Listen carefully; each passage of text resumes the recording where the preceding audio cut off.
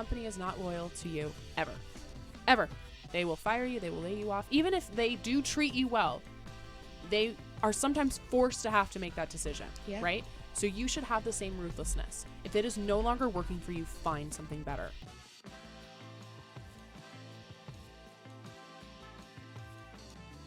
Job hopping, my favorite fucking thing. Let's talk about it. Hey. Okay. So, for many, many years, job hopping was considered a negative thing, right? Back in the days of like my dad's generation, probably our dad's generation, right? It's still sure. is. Yeah, but like the back when you would like stay at one company for 10, 15, 20 years. Yeah. My uncle is still at the same company that he was hired on when he graduated college. Yep. He's in his 60s. Yeah. He's still at the same company. Yeah. I would argue that pretty much unheard of among millennials, Gen Z, but there's still this sort of like lasting reputation that job hopping has, that it is bad. Yeah. Please debunk that for us. Where do I start? You know, I think that there is this, let's first start with like why I think that there is still this reputation. I think that there's still this idea that if you are job hopping, you are not really developing enough skills to warrant getting paid more somewhere else. Or that you're uncommitted. Oof. Right? Or lazy, which it's Right. none of those things, right? No. I feel like every time, and I've now worked for 3 different companies in less than 5 years, as a young Black woman. So yeah, I mean, I would think that the stakes would be against me on that tip, right? Why I think I've been able to overcome that in my own journey is that, one, I know how to tell my fucking story, right? Like, and I own it. Oh, and I own say it it again. I know how to tell my story, and I own it. So can I do a hypothetical interview with you right now? I'm going to put you on the do spot. Okay, because I want people to see, because I literally, you and I are on the same wavelength. I tell We that to are. people all the time. I'm like, how you present yourself in the interview is not just like showing up in like a well-dressed whatever. It's like literally, how are you cultivating the story that you're trying to tell in order for them to take action, right? Exactly. Okay, so tell me about yourself. Yeah, so hi, I'm Cinneah El-Amin. I currently work as a product manager in fintech, and I've spent the last 5 years working across the value chain in financial services on the issuer side, for merchants, on the network side, and together that's really given me a well-rounded view. Girl, I got the interview voice on right now. Yes, you do. You code switched so hard. Fast, okay? You code switched so hard. I saw it every time. It was like Superman becoming Clark Kent again. Like... Okay, but you know that I like applied for like 100 jobs last year, so No, I did know. this a lot. But yeah, that's like essentially it, right? It's like, can you one more? Why are you choosing to leave this current role, and what are you looking for in your next? I'm really glad that you asked this question. Sorry, I'm so mad. I would say that actually I'm really just curious about this opportunity. I was actually approached by a recruiter on LinkedIn who thought I would be a great fit for this open role. So I'm really excited to learn more about the opportunity here and the value that I can bring as a seasoned product manager to this role. So I'm actually using this opportunity to learn more about you and your team. So, and then I would ask them a question back, because no, I'm not about to talk the whole interview. You about to talk, and I'm about to listen, and then I'm about to, give me. No, that was perfect. Thank Literally. you. No, okay. So what she did, right? Like, it was beautiful. Like, very much cultivated. Like, the tell me about yourself question. It's like, what do you want? My sexual history? My medical history? Like, what do you want? Right?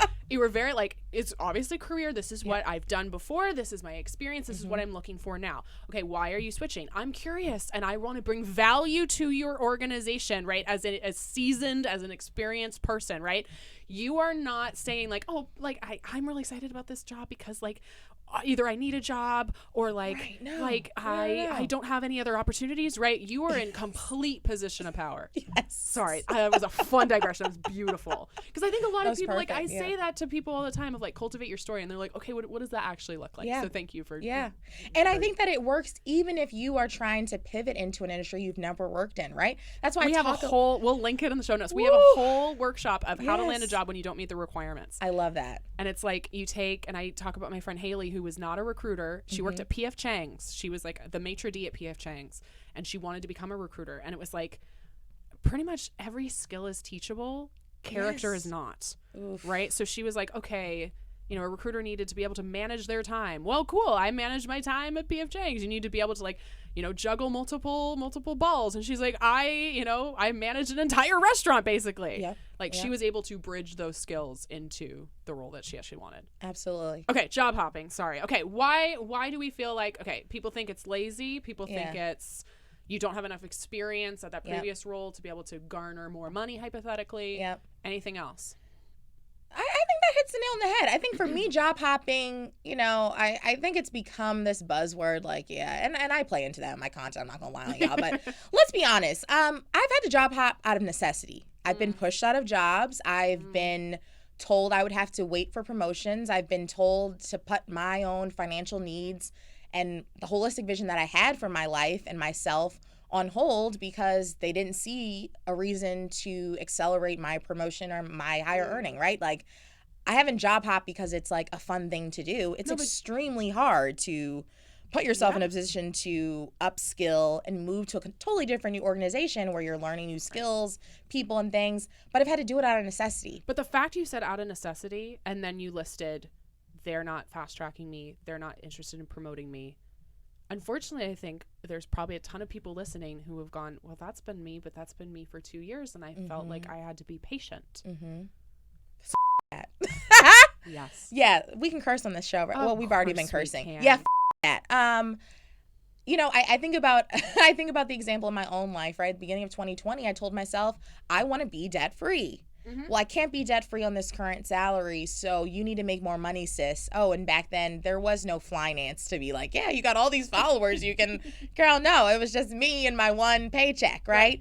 So out of necessity, it was, I need to bring more money into my financial picture, right? And how am I going to do that? I should just go to a competitor company, and I just kind of put it out there and started networking and was you have able. More power coming into a new job than you ever do at your current role. Period. And I can't say, was the grass greener on the other side? You got the money and you got out. I got the money, I got out, and I think it then put me in a position to be where I'm at now, making multiple six figures. And if I hadn't have had that step to get there in 18 months, right, then I wouldn't be here. And I also wouldn't have had those skills that I gained at that job to say, yeah, I'm not only a product manager, but I'm a technical product manager. I can work with APIs. I can work with scripts. I can build out an end-to-end, you know, like, I think that's the thing that I want to challenge when I talk about job hopping, especially for young women, for young Black women. We are upskilling every time we take on new jobs. When we are learning new processes, when we're learning new software and tools, when we're learning how to work with different types of clients, those are value adds that we can then take to another company. This idea of sitting and waiting to be told we are now deserving of more money, of more promotion, of more responsibility is bullshit. And I think that is going to continue to keep us in a place where we're going to earn less, have less over the course of our lifetimes. And I'm just not with it. Especially in I think a candidate's market in which we are now, where being that person that owns your story and can kind of connect the dots for that person on the other side on, this is how I can take exactly what I've done in these previous roles and be able to fill in all these gaps that you have in your team is going to make you a qualified and in-demand candidate every time. And be interested in the job, of course, but also be in the position of power. Because you are interviewing them just as much, arguably more, than they're interviewing you. Say that. Right? Say that. Gone are the days where we're going into interviews like, oh, I hope they pick me. It would be their L if they don't pick me, right? Also, that energy, too. I know from my own experience, and we know from data, somebody who goes in with that energy will not get hired, right? Because they want the best person for the job. Yes. And if you go in humble, but knowing you're the best person for the job, you're probably going to get the job. Right? And what did you say earlier? So many things that we need to be successful in our jobs, we're going to learn on the job. So stop telling yourself, oh, well, I don't have all of these qualifications. Well, we know from stats, I haven't done all this. Men will apply for jobs. I don't know the percentage. I think it's like 40%. Yeah, 40 or 60%. Yeah. Women will not apply. Women identifying people will not apply unless they feel like they can hit, I think it's like 95% of the things on the job description. The vast majority of that you will learn on the job. Absolutely. Do you work hard? Do you show up on time? Do you have the general sort of skills? Like, again, I'm not, as a marketer, about to go out and, again, I don't know why I'm picking on lawyers. Like, go be a lawyer, right? But, like, most of those skills are teachable. Absolutely. I run through every chapter of the book is, like, different narratives that we're believing about money. And the earning chapter is, like, you know, there's so many narratives that I think we believe of, like, okay, they will see my accomplishments. So me asking for a raise, like, that's ridiculous. They'll see me and they'll give me a promotion. Can we talk about why that's bullshit? True. I think there's so many there's so many ways that I can take this question. You know, I think about back to a time where I worked in an organization where there were a lot of microaggressions that took place. So it was, you could be the most accomplished person, but there is still a status quo on who is getting fast track to promotion, who fits the mold of what success looks like, right? And if you don't look and feel that way, it doesn't really matter how accomplished you are. There's going to be a glass ceiling for you. So I would say that's a big in that equation, especially for those of us, and I think all of us listening have intersectional identities that don't necessarily make us these cookie cutter types of what it means to be in these, you know, corporate or 9-to-5 traditional spaces.